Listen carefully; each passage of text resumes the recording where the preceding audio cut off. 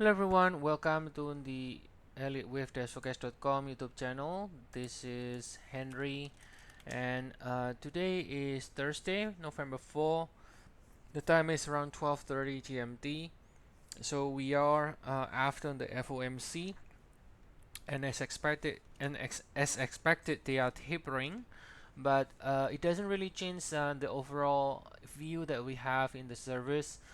This is today is an update of the SPX. This is S&P 500 cash 15 minutes chart, but this one basically represents short-term, short-term view. We can see right here that you can see we have with 3 and 4 in the minor degree right here, right? And so that what that means then is we are currently within wave 5 in the minor degree, and within wave 5 we subdivide into another 5 waves. So we have this 1 and 2 um, in the minute degree here, which with 1 subdivide into another 5 waves in the sub minuet, and this one of course, as you know, is a diagonal. Okay, and then we got this 1 2 3 4, and so basically as long as we stay above this 45.51 or 45.52, we should be able to see a little bit more upside before finishing up this wave 5. Now, due to the fact that we are at the final stage in the wave 5, it can get quite risky if if anyone is intending to keep chasing it on the upside, for example. Now, of course, because it is an impulse and it is at all-time high, there is no reason whatsoever to try to pick the top, right? Because we at EWF is we are trend traders. We don't pick top, we don't pick bottom, right? So we can always come up with a count to extend the rally, as a nest, or to downgrade the degree, and we can always open extension to the upside. But the idea here now is we are currently within wave 5, and nothing goes straight line, right? So at some point this is going to be completed, and then we can see some sort of pullback. Now let's take a look at the 4-hour time frame now to get a little bit bigger perspective. So I'm putting in the 3 and 4 here that we saw in the 15 minutes right here in the 4-hour.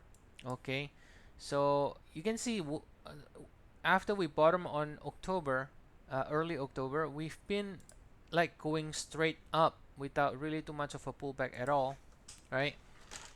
Without too much of a pullback at all. And at some point that rally here, this cycle is going to be complete. Like I said, nothing goes straight line without any pullback. So at some point this is going to be complete as a 5 waves, right? And then we should be getting a 3 waves pullback to correct this entire 5 waves up. So that's basically what we are looking at right now with the S&P.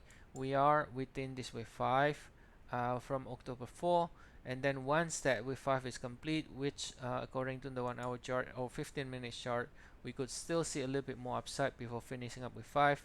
So once that is complete, then we can get a larger pullback to correct this October 4, and again before higher again afterwards, right? So October 4 becomes the bullish pivot now for the indices, and as long as we stay above here in the larger degree, I mean, we can continue to see more upside. In the shorter degree, then this is going to be in the bullish pivot here. As long as we stay above this 4, we should see, or we can see, a little bit more upside extension in the shorter cycle.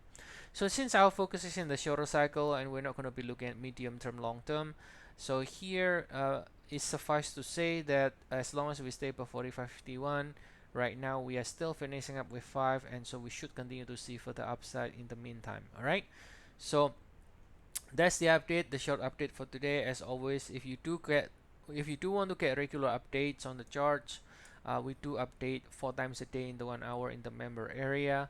So feel free to join our service. We have 14 days trial. The link is provided in the description of the video, and I'll see you all again next time. Have a nice day, everyone.